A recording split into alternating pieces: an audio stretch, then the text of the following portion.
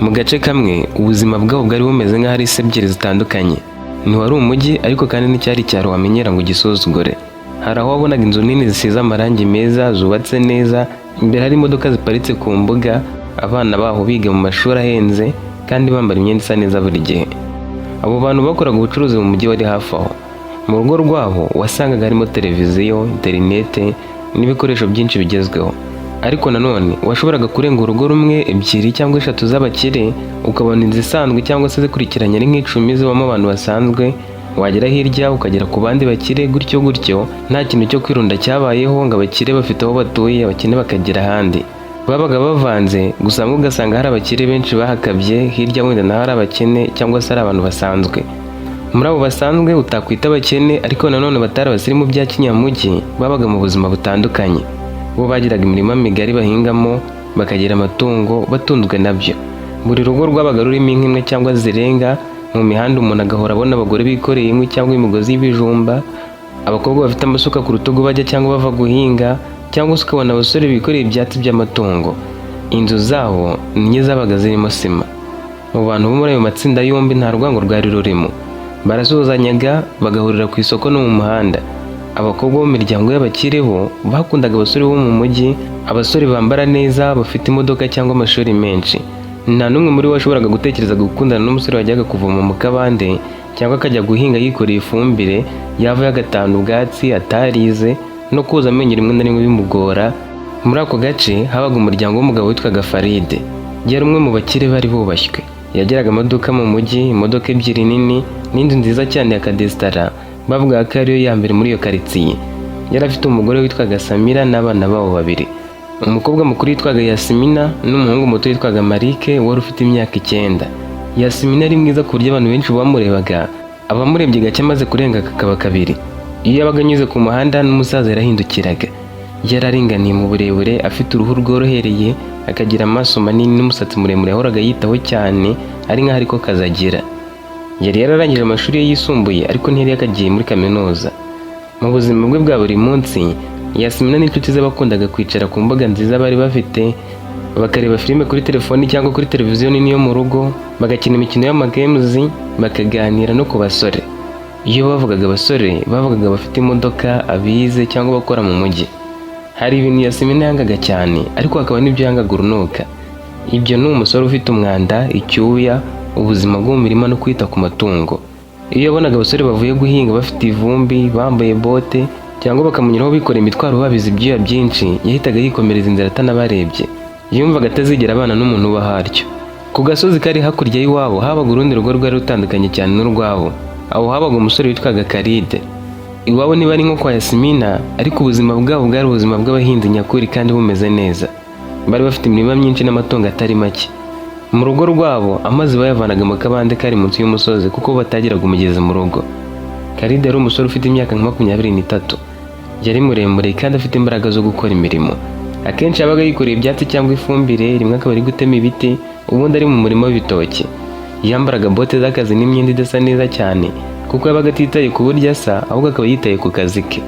Abana bamwe bo mu bakire b'abirasi baramubonaga bakavuga bati uriya musore ahora nuko icyuye. Abandi bati ni wa muhungu wari mu mirima, wagira ngo sekuru yasizemo zahabu waba ari gushakamo. Karide we ntiyabitagaho umwanya. Yari umuntu utavuga cyane, akunda umurimo we n'umuryango we.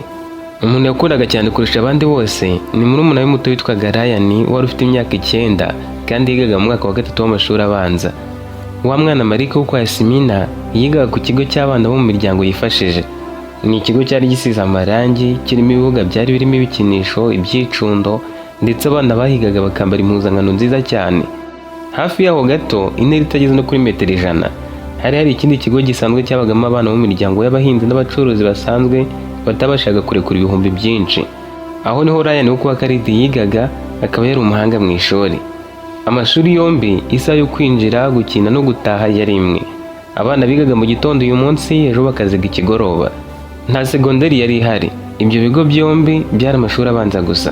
Mu kujya cyangwa kuva ku ishuri, abo bana bose bahuriraga mu muhanda. Umunsi umwe ku mugoroba, Marike yaravuye ku ishuri ahetse agakapu ke keza k'umukara, agenda adashaka kwiyanduza nk'abana b'abasirimu. Yari afite umupira, baro yari yazanye ku ishuri. Ageze hafi y'igiti kinini cyari ku muhanda, waramucitse uva mu ntoki ze, uragenda ugwa mu muferege wari hafi aho. Marike yahise ahagarara arawureba, ntiyashaka kujya muri ibyo byondo ngo ajye kuwufata. Muri ako kanya undi mwana wari uvuye muri rya shuri risanzwe yahise awusimbukiramo atazuyaje, arawufata arawumuzanira. Yahaye Marike umupira aramubwira ati dore fata umupira wawe. Marike yaramurebye aratangara, gusa aramubwira turakoze. Ryan ati ntacyo nkoze. Yashatse guhita yikomereza. Marike ati wariteze tukajyana. Yaramurinze bagenda bavugana. Nubwo bari batuye muri quartier zimwe ntibajyaga bavugana. Ku nshuro yabo ya mbere baraganiriye, bose batungurwa no gusanga biga mu mwaka umwe kandi banganya imyaka. Ubukeye bwaho bongeye guhurira mu muhanda. Nimugoroba nabwo baratahanye bagenda baganira. Hashize iminsi mike ubucuti bwabo bwamaze gukomera cyane. Umunsi umwe Ryan yabwiye Marike ati ejo ni kuwa gatandatu wazaje iwacu nkakwereka ibintu utazi. Mu gihe abandi batekereza kabiri, Marike we ntiyanatekereje rimwe ryuzuye. Yahise abyemera kuko nawe yifuzaga kujyayo yarawuzahera. Igihe kigeze yagiye iwabo kwa Ryan, ariko agezeyo yatunguwe n'ubuzima yasanze. Ntabwo hari hameze nk'iwabo. Hari ihene ziziritse hirya, inkoko zinyuranyura mu mbuga, ndetse asanga mama watekesheje ibishangara mu gihe wabo bo watekeraga ku mbabura cyangwa kuri gaze. Kuri Marike ibyo byose byari bishya, ari byiza kandi bishimishije. Ryan yise amujyana mu rutoki hepfo y'urugo, bakigeramo babona umuneke wahiriye hejuru. Umwana yazamukiye ku nkingi arawuca ahita awumunagira amanuka hasi barawusangira. Marike yarabikunze. Byaramutangaje kuko babo batajyaga barya imineke ikuwe ku gitoki ako kanya. Yarasanzwe arya imineke, ariko yari uwo nguwo bwa mbere yumva uryoshye kurusha uko yabitekerezaga.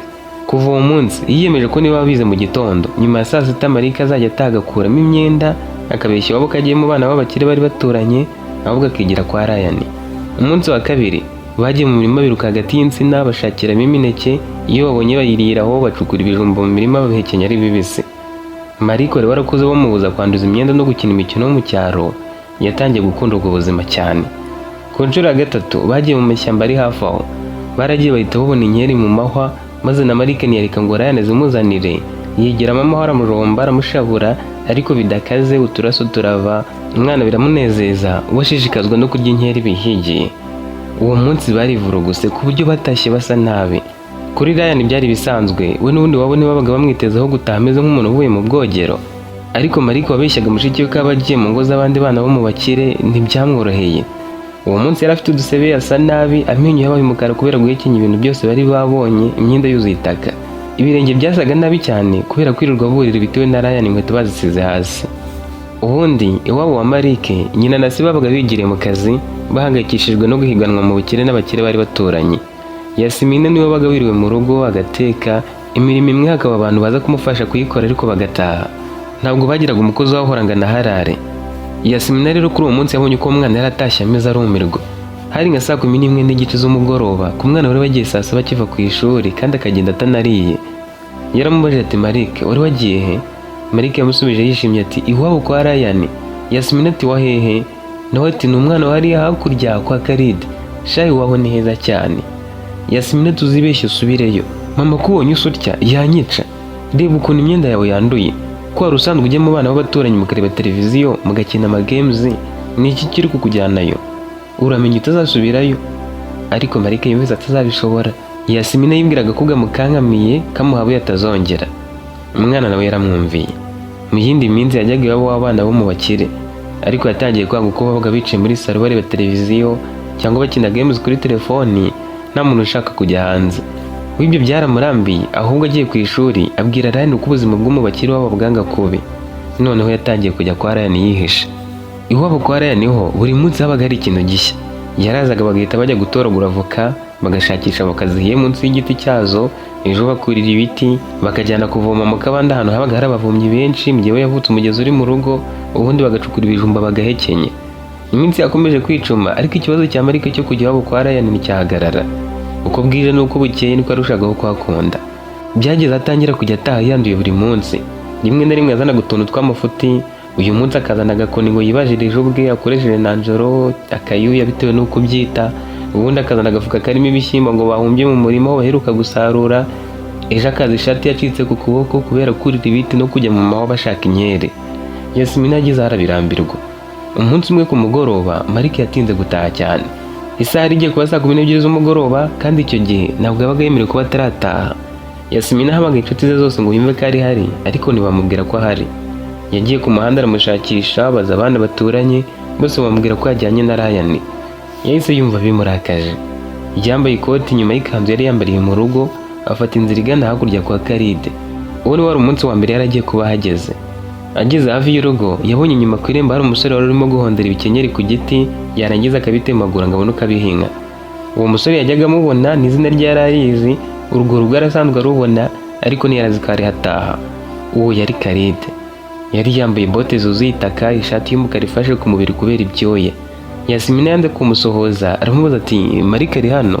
Karide yahise ashyira hasi umuhoro yari afite, aramusubiza ati yego, ari mu mbuga y'inyuma hariya, we na Ryan n'abandi bana bari gukina. Yahise ahamagara ati Ryan. Mu kanya gato Ryan na Marika basohotse biruka bavuye hirya mu mbuga. Marika akimara kubona mushiki we yahise amenya ko ibintu bitameze neza. Icyamuteye ubwoba ni uko yaraje yiruka we na Ryan batanambaye inkweto. We n'abandi bana birukangaga mu mbuga bambaye ibirenge, inkweto bazinaze hirya. Akimubona yahise asubira inyuma afata inkweto, agarutse asanga Yasmina agihagaze aho ngaho atavuga arakaye cyane. Yasmina yahise arakara kurushaho, ahubwo aramubwira ati ndahangaho buri munsi, reba uko umeze. Marika yahise aceceka ariko ntiyajya hafi ye, ahubwo agiye guhagarara inyuma ya Karide nk'uri kwihisha. Yabonaga none umushiki we yarakaye kurusha ibindi bihe byose. Ibyo byatumye Yasmina areba Karide nabi kurushaho, ariko Karide we ntiyamurebye nabi, ntiyasetse cyangwa se ngo amwereke ko amusuzuguye. Yahise avuga atuje ati mumubabarire, bari bari gukina gusa ariko igihe cyari cyagiye, mu kanya gato twari kumuherekeza. Yasmina abwiye Marika ati jya imbere dutahe. Yarengejeho n'igitotsi yajyaga amutuka. Umwana akomeje guhagarara inyuma ya Karide, Yasmina aramusatira ashaka kumukubita kubera uburakari. Mu kanya gato Yasmina na Karide bahuje amaso bararebana.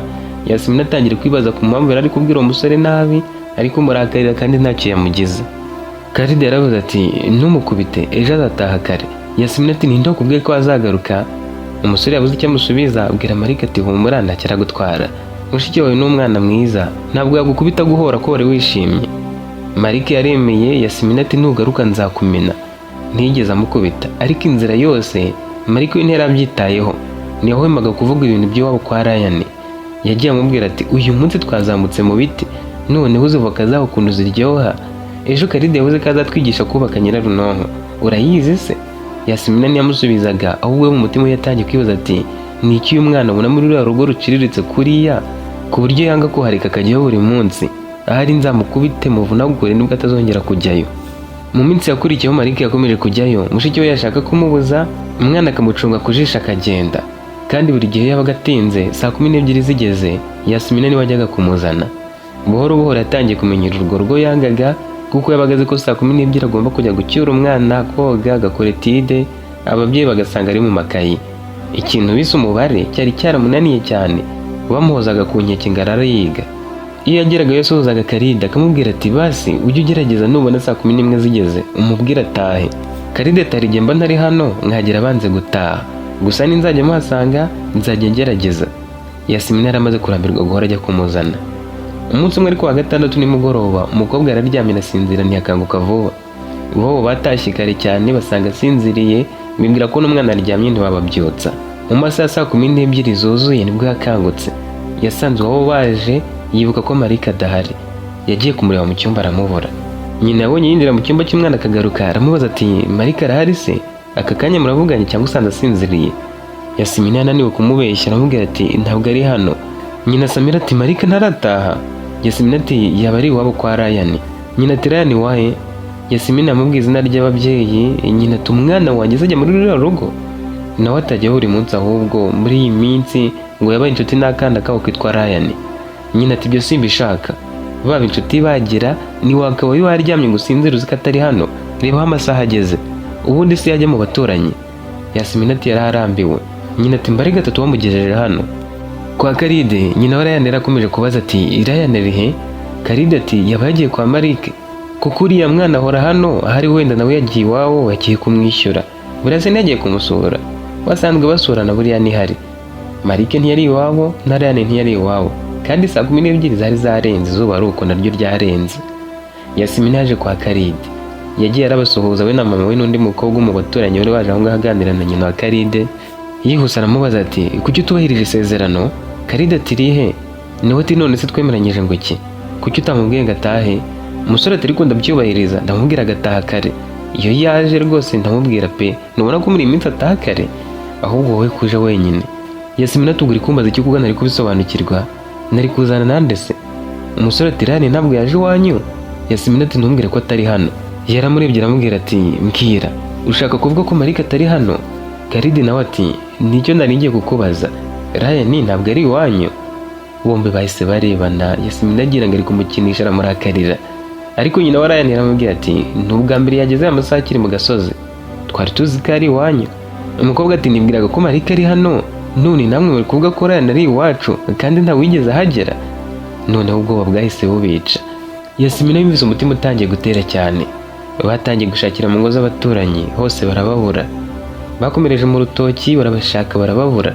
Ijoro ryari ritangiye kugwa, gusa ukwezi kwari kwamaze kuza. Yasmina yatangiye kugira ubwoba bwinshi kurusha uko yabitekerezaga, avuga ati noneho mu rugo baranyica. Yahise abwira Karidi ati birashoboka kuba baguye ahantu, buriya bagize ikibazo. Karidi ati tujye kureba mu kabande aho tuvoma. Bagiyeyo nabwo barababura. Umukobwa yatangiye gutitira ashaka guhamagara iwabo ngo babwire ko yamubuze. Karidi ati hoya wibikora, murumuna wanjye ntabwo yatuma musaza wawe agira ikibazo. Bakomeje gushakisha. Ubwo nibwo bagendaga baganira byinshi batari barigeze bavugana mbere. Bari baretse iby'imijinya bagenda baganira kuko bari bahuje ikibazo. Yasmina abonye ukuntu Karidi yabaga atuje no mu gihe afite ubwoba. Karidi nawe yatangiye kubona ko umukobwa atari wa mukobwa wirata yatekerezaga. Uburyo yahamagaraga umusaza wasakuza cyane byamweretse ko atandukanye n'uko yamutekerezaga. Nyuma y'igihe kinini bashakisha, bageze mu murima wo hakurya uwo bakuragamo ibirayi, ahantu hari itongo rya nyirakuru wa Karidi. Ntihari kure nuko batari bagatekereje kuhashakira. Bageze hafi bumva abana bari guseka, wagira ngo hari ibyo bari kurya. Bazimije amatara ya telefoni bagenda bucece ngo barebe ibyo barimo. Abana bari bubatse akazu mu bitomore, mu binonko, ako bita nyirarunonko niba ariko mukita iwanyu. Bari bacukuye hasi gato bubaka hejuru bacanamo umuriro, hanyuma banagamo ibirayi babyotsa mu itaka rishyushye ry'ibitomore bari bahondaguriye hejuru. Bakaridi barabamuritse babona ukuntu bari bicaye hasi bafite ivu ku matama, bari guseka cyane ku buryo batari bigeze bumva ko hari abantu bari kubegera. Marika yari afite ikirayi mu ntoki ari kuvuga ati wagira ngo si ikirayi, ni ubwa mbere narya ikintu kiryoshye bigeze aha. Rayane nawe aseka ati reka ahubwo tubirye vuba dutahe dore ukwezi kwaje, ubu wasanga mushiki wawe yaje kukureba mu rugo akakubura. Nawe ati wowe na Karidi muramerekeza mu ngezeyo. Rayane ati ahubwo mukuru wanjye ndamubwira aze kugusabira imbabazi kuri mushiki wawe, ubushize nabonye yaraze gusabiye ntagukubite. Bakiri muri ibyo rero nibwo babonye amatara bamurika. Yasmina amaze kubabona yabanje kumva aruhutse cyane kuko nyine ibyo kuba yamubura byari bivuyeho, ubundi uburakari buraza aratangira ati Marike. Abana bombi bahise bahindukira bafite ubwoba. Karidi nawe yahise yegera Rayane ati mwashakaga kudusaza mwabana mwe, nimwabonaga ko bwije? Ariko mbere yuko bakomeza kuvuga, Marike yahise avuga aseka abwira mushiki we ati twari twubatse inzu, akira ngo iki kirayi uzi ukuntu kiryoshye. Rayane nawe ati nitwari kubisiga hano tutabiriye. Abana bari bishimye cyane ku buryo uburakari bwa Karidi na Yasmina bwagabanutse. Yasmina yarebye ko Marike yari yuzuye ivu n'itaka ashaka gukomeza kurakara, ariko mu buryo atarazi yisanga ari guseka aramubwira ati ubu Rayane akugize kakavumbura amashyiga koko, akugize akavura ivundi, uwo wabaye ute? Amarira amanutse ku matama, tuzi ko mama nakubona aransakuriza. Marike ati hatashye, nawe ati yego nyine reka kumbaza ubose, kandi narakubujije urange, uyu munsi noneho uramubona, nubwo nanjye aransakuriza ariko wowe baranagukubita. Ndamubwira ko wansuzuguye kuva kera. Karidi ati ahubwo duce mu rugo akarabe yihungura ivumbi ku myenda, wenda mugere mu rugo ameze neza, kandi wabwira mama we ko muri kumwe ntahangayike, ubwire ko nyine wamubonye. Mubeshye ko bari kwigana kuko biga mu mwaka umwe, hari ubwo byagabanya ku gihano. Yasmina yibutse ko umwana wabo atumva imibare, abaza Karidi ati uyu muhungu wanyu se yumva imibare? Nawe ati ahubwo se hari irindi somo yumva? Yasmina ati uyu muginga w'iwacu aba yenda kunsaza, iyo aza nibura bakigana. Reka noneho mbeshye mama, ndabizi nawe arishima nimva ko ari kwiga. Yabwiye Karidi ati ariko nawe uzajya umwigisha, kuko mama nimubeshya ejo bundi umwana akazatsindwa azarakara. Kandi njye imibare niyo yatumye nabona amahirwe yo kujya kwiga ubuganga kuko rwose yarananiye, niyo mu ishuri ry'incuke hari ubwo ntayishobora. Babanje guseka, abana bumva bishimiye Karidi wari uzanye igitekerezo, hanyuma Yasmina arahamagara. Yahamagaye mama waramubwira ati mama ntuhangayike, Marike turi kumwe kandi kwa Karidi ni abantu beza, bari bagiye kumuherekeza. Niba wari wanze gutaha ngo ari kwigana imibare na Rayane. Nyina ati nibura si uwo mwana wagira ngo bahaye uborozi bwo kutumva imibare, uwo wundi hari icyo ari kumumarira. Yasmina ati nsanze bari kwiga byakomeye, wa musore Karidi ari kubafasha. Burya umusore waho yari umuhanga kera, nuko yavuyemo atarangije segondere. Nyina ati yaba bamwigishaga agafata. Umukobwa ati ikibazo nuko Marike n'ubundi nta bwenge agira mama. Nyina ati mu buhe buryo rero? Nawe ataraza bakigira mu makayi yarayandi gusa nkaho yajyanye ye. Iyo mbimenye nari kumuha amakayi akajyana. Nyina turanyumvira ra, ahubwo se uwo mwana we kuki atageza hano ngo bigane? Yasmina tumuri se baje mu rugo bakwigana ari babiri gusa. Ahangaha nyine umusore wabo ari kubafasha. Nyina ati rero niba umusanze ari kwiga nibabanze bamwigisha ibyo bamwigishaga, nibasoza uhita umuzana. Umukobwa yarakubye ariruhutsa aho Karide ati sha ikinyoma cyawe kirariye, numvaga mama ari bunyice noneho. Gusa mu kumuhobera Karide yumvise umutima uteye cyane. Umukobwa nawe arabyumva, abana bahita baseka bati burya muri abashere. Bose bagize soni hanyuma bajya kurya ku birayi byari bisigaye. Uretse kwijijisha, Yasmina nibwo yari ari icyayi kiryoshye cyo muri Nyirarunonko cyaramuryohanye cyane. Ahita abwira Marike ati bazaguhindura inzanga wowe, ubu se uzi kotsa ibirayi gutya? Marike ati sinakubwiye ko Karide yabitwigishije, ndabizi nyine. Nyuma y'iryo joro ryo gushakisha abana, ibintu hagati ya Yasmina na Karide ntibyigeze bisubira uko byari bisanzwe. Bukeye bwaho nimugoroba Marike yongeye gutsimbarara ko agomba kujya kwa Ryan. Yasmina ashatse kubyanga ariko umwana aramwibutsa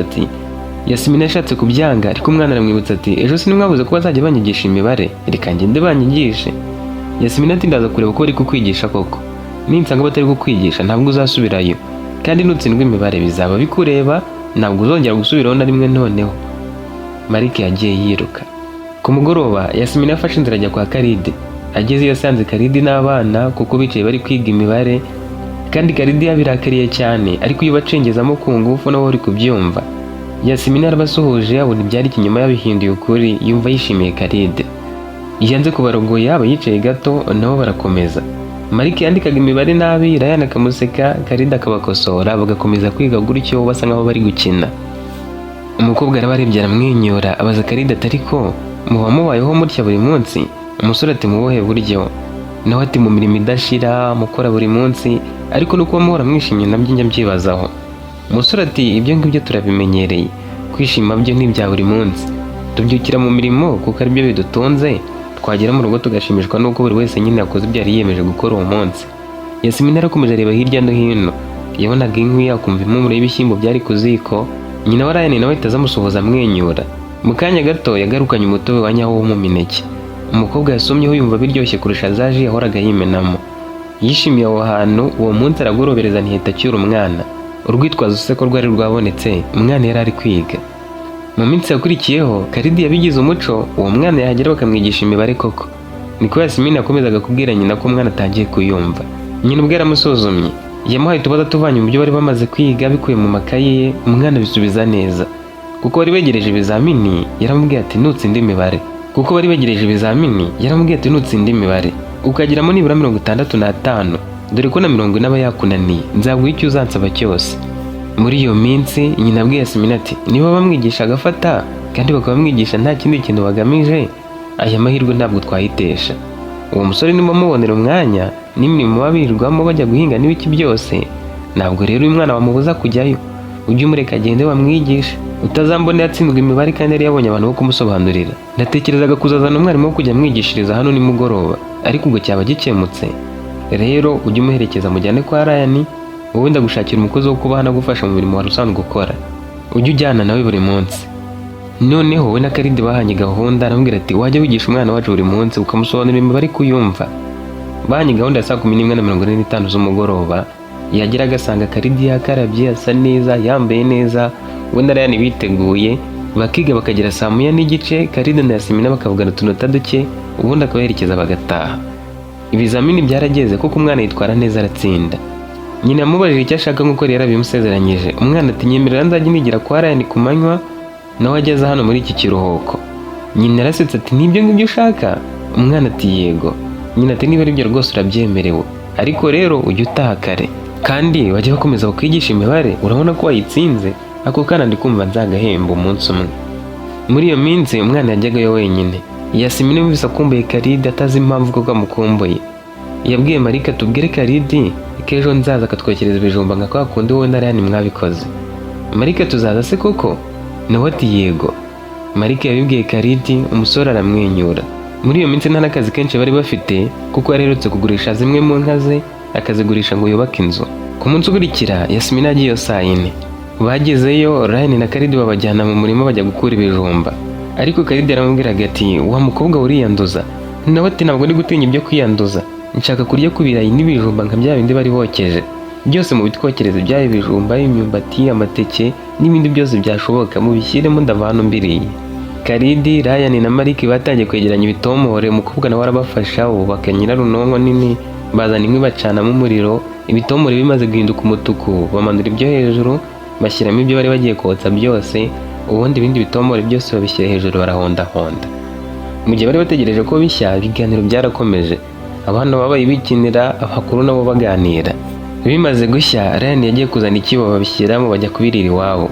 Nyina wa Ryan yaravuye mu murima asanga aribwo bakibahageza, yari yisonzeye nawe ahita abasukira amaganura ubundi barabyicarira. Yaba Malik, Yasmina nabo muri urwo rugo, nicyo gihe cyabashimishije mu buzima.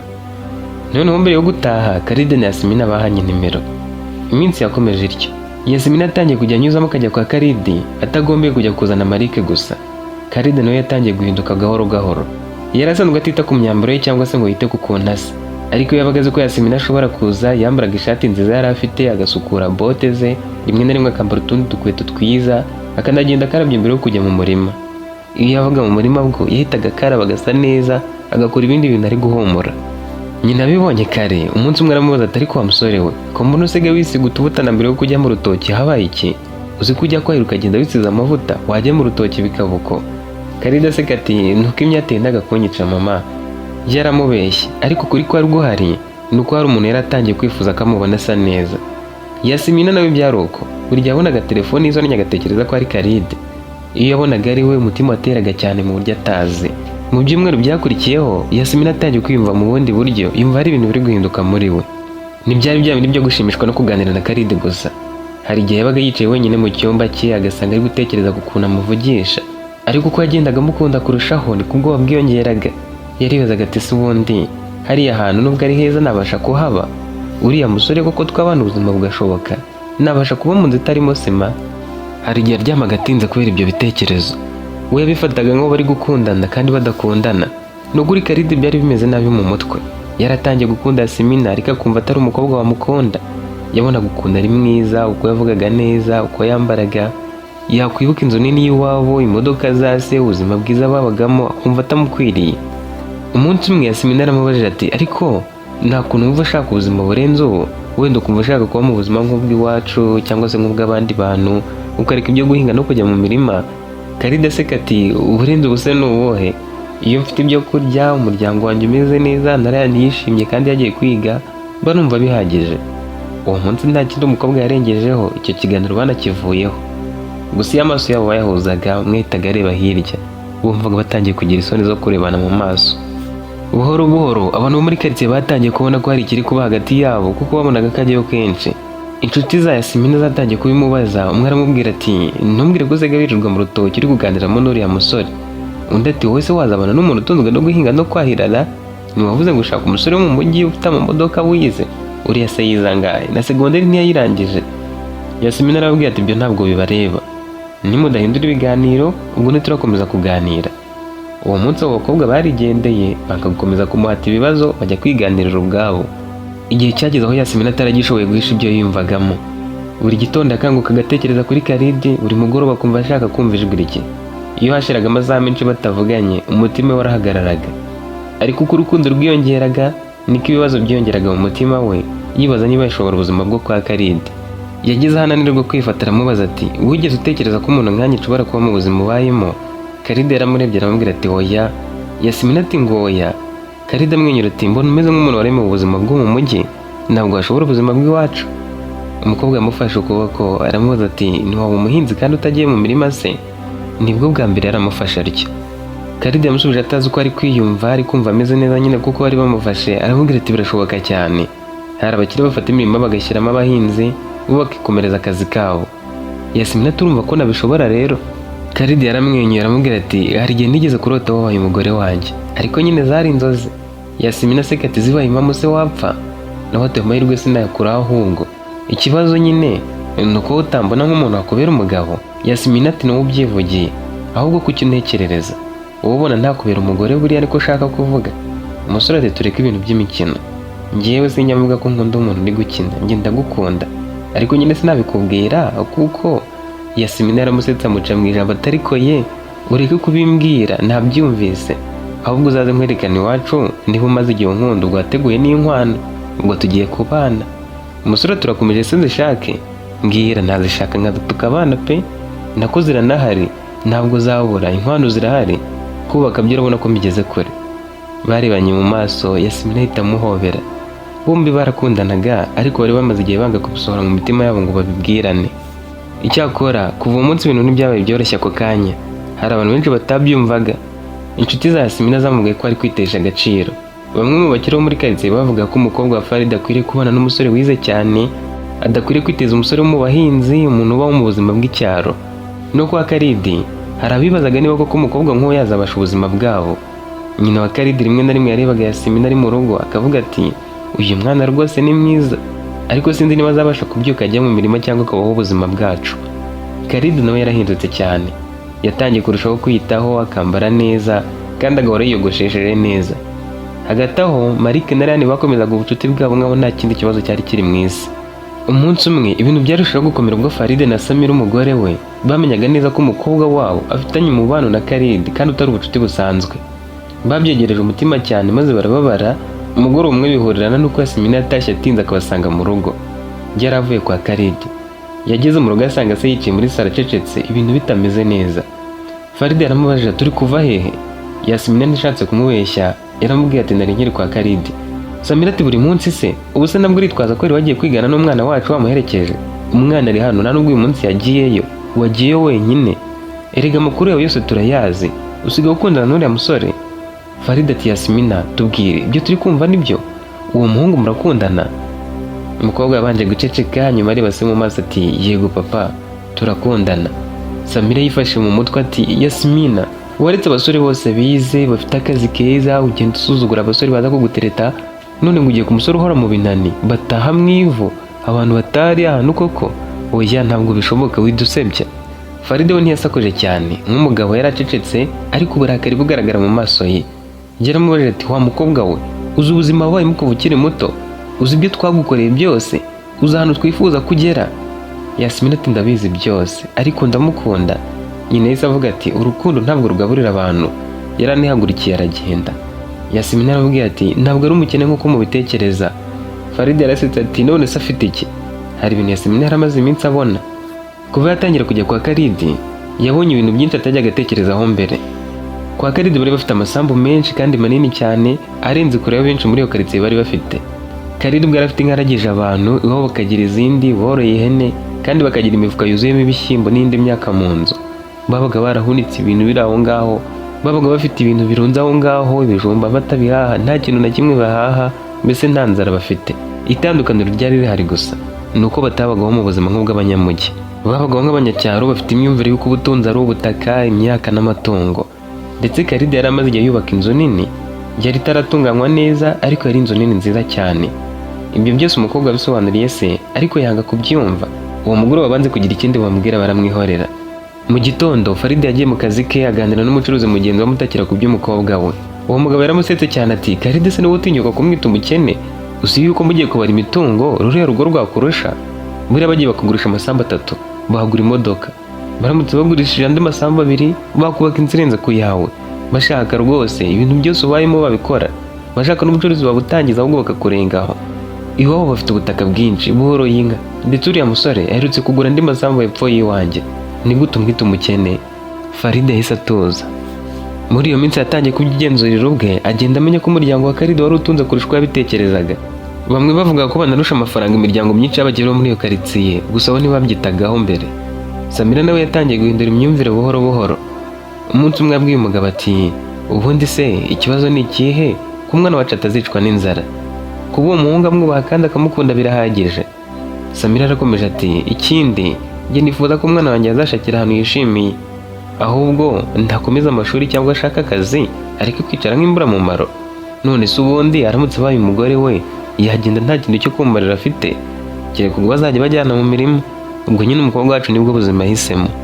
Nyuma y'iminsi mike Faride yahamagaye Yasmina. Yamuhamagaye muri salo, umukobwa yongera afite ubwoba yibwira ko agiye kongera kumubuza Karidi. Yaramaze iminsi abona se acecetse cyane atakimubwira byinshi, ibyo bikamutera impungenge. Ageze muri salo rero yasanze Faride yicaye wenyine ari gutekereza cyane. Faride yaramurebye amwereka intebe ati icara. Yicaye umutima uri gutera cyane kurushaho. Hashize akanya gato batari kuvugana, hanyuma se aramubwira ati ni uwo muhungu ari we ushaka, ntabwo nzakubuza amahoro yawe. Ikibazo ni uko ntacyo gukora ugira. Uzajya ujya guhinga cyangwa ubwo urashaka akazi hakiri kare. Wowe ni mubana urumva uzamumarira iki? Kuba mwashakana si ikibazo, uwo washakana nawe wese, ariko ndibaza wowe nyine n'icyo uzajya ushyira ku meza ni ukuba umugore gusa. Kuba umugore byo ntabwo ari ikintu kigezweho ubu ngubu. Ugomba kuba ufite ikintu ukora ugashaka nyine uvuga uti nanjye ndashatse, ariko ufite ukuntu ugiye kubaka urugo. Yasmina yikije umutima. Noneho se ntiyari ari kumubwira nabi cyangwa ngo amubuze umusore, ahubwo aramufitiye impungenge, amufitiye impuhwe, ariko umubaza uko azabaho. Umukobwa aramubajije ati ubundi se papa, gucuruza byarananiye? Sinagusabye ko igishoro ukanga?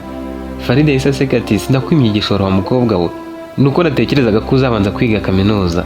Yamurebye mu maso ati Yasmina, kuva ukiri muto nagutekereje nk'umwana uziga amashuri menshi, nyine ukaziga ukabona akazi ka leta, ukazagira ubuzima bwo hejuru. Ntabwo nigeze ntekereza ko uzihutira gushaka umugabo. Umukobwa ati nanjye siko nabitekerezaga. Faride ati ariko urukundo rwaje kandi urakuze. Nubwo bwose nyine nakwifurizaga ibindi byinshi, ariko umukobwa ufite imyaka nk'iya waba yakuze. Yasmina yaramwenyuye, se arakomeza ati kandi ndabona uwo muhungu agukunda koko, muri iyi minsi urishimye. Ibyo ntabwo mbihakana. Ubuzima bwo kwa Karide si bubi, ahubwo nasanze bari abantu bafite byinshi kurusha bamwe mu birirwa bita abakire binaha. Kuba umuntu adafite sima mu nzu, nta parafo nziza ihari, cyangwa se ngo agure imodoka nshya buri mwaka, ntabwo biba bisobanuye ko ari umukene. Kandi nubwo bakena, icyambere ni uko umukunda kandi wajyayo ukaba utazicwa n'inzara. Njyewe nubwo umusore yaba ari umukene mbibona ko akennye, ariko ndi katazicisha umukobwa wanjye inzara, kandi nkabona afite ibitekerezo byazamukura muri ubwo bukene, aho ho nta kibazo. Ikindi nanone reka tuvuge ko ari umukene, ubwo se wowe nyine ubundi ikibazo kiri kuri wowe. Gushakana n'umukene si ikibazo ni wowe waba ujyanye iki. Ikindi kibazo mfite ni iki, ushobora kuba umukunda muri iyi minsi umuharaye ukibwira ko n'ubuzima uzabushobora, ariko se buri uzashobora kuba muri buriya buzima igihe agahararo k'urukundo kazaba karangiye karagabanutse, nyine mubana ibintu byose mutangiye kubibona neza n'amaso yanyu, nta bintu by'amarangamutima menshi bikirimo. Yasmina yahise amusubiza adatinze ati papa ndamukunda, kandi kuva twatangira gukundana nibwo bwa mbere numvise mfite amahoro, sinayitesha rero. Faride aramubajije ati amashuri se uzayareka? Yasmina ati simbizi, njye ndashaka gukomeza kwiga cyangwa se nkabanza gushaka akazi, ariko nanone ibyo ntabwo byambuza gukundana n'uriya musore. Faride ati noneho ndi kumva ndi kuvugana n'umuntu mukuru, ejo bundi uzaba uri umugore da, uzaba uri mu rwawe, ntabwo ndongera kukubwira nabi. Ntabwo nzemera kujya kuba umuntu wirirwa mu rugo gusa kandi ufite ubwenge. Wige cyangwa se koko ushaka akazi, nushaka gucuruza ndagufasha, utazansuzuguza. Yasmina aramwenyura aranaseka ati none se igishoro urakimpa? Faride ati ntabwo ndakiguha nona, banza urangize gahunda z'ubukwe, niba koko mwenda kubana vuba ibindi tuzabivugana, njye nzagufasha ari uko mubanye. Uwo mugoroba Yasmina asohotse muri salo yumva umutwaro wari umuremereye umaze kumuvaho. Yahise afata telefone ahamagara Karide amubwira buri kimwe. Nyuma y'amezi make ubukwe bwa Yasmina na Karide bwarabaye. Agace kose kari kameze nk'akari mu munsi mukuru. Abantu bo mu mpande zose bari baje, baba abakire, abahinzi, abacuruzi, inshuti n'abaturanyi. Hari n'abari barigeze kuvuga ko bombi badashobora kubana, ariko uwo munsi bari bahari bishimye kandi babyina. Ryan na Marike bo bari hagati y'abantu bishimye nk'aho ari bo bafite ubukwe uwo munsi. Bumvaga bishimye kurusha abandi bose. Mu gihe cyo gufata amafoto Marike yahise asakuza ati ariko mwese mujye mwibuka ko iyo ntaza gutuma umupira ugwa mu muferege aba bantu batari guhura. Abantu bose bari hafi aho bahise baseka cyane. Ryan ati ahubwo se ngewe nagenda ngo kuvanira mu muferege wera twari kuba inshuti? Kandi nanone iyo tutajya kotsa ibirayi cya gihe ngo tugeze muri ririya joro ntabwo bari gukundana, nibwo batangiye. Uribuka ko bahise bahoberana. Abantu barangariye abo bana bumva ibiganiro byabo bakomeza guseka cyane. Yasmina yahise afata Marike ku rutugu aramubwira ati ugira umunwa wa mwana we, ibyo uri kuvuga ni ukuri, nimwe mwadohoje pe ndabyemera, ariko mugabanye umunwa, uzi ko muri gusakuza muri kunteza abantu. Karide amwenyura ati bareke bivugire, nibo badohoje, nanjye numva iyo batabaho bitari bukunde ko njye nawe duhoza, ahubwo reka twifotozanye nabo. Barabateruye babifotorezaho karahava. Nyuma y'ubukwe mu minsi ya mbere Yasmina hari ibintu byamugoraga, ariko ntiyacitse intege. Buhoro buhoro yamenyera ubuzima bushya. Yatangiye no gukora ubucuruzi, yise amwongeramo udufaranga duke, agacuruza umusaruro wo mu mirima yabo akawohereza mu mujyi. Uko iminsi yagendaga ishira ubucuruzi bwe bwarakuze, bituma arushaho kwigirira icyizere nk'umugore wihagazeho. Khalid nawe yakomezaga gukora cyane nk'uko yari asanzwe abigenza, ariko noneho yari afite umuntu umwereka uko babyaza inyungu ibyavaga mu buhinzi n'ubworozi bwabo. Ababyeyi babo nabo bagiye baba umuryango umwe buhoro buhoro, barushaho guhuza kurusha mbere, kuko baba ba mwana bya nyabyo, ari nako ubucuti bwa Ryan na Mark bukomeza gufata indi ntera. Ndagushimiye ko tugeranye ku musozo w'iyi nkuru, naho mu nkuru z'ubutaha.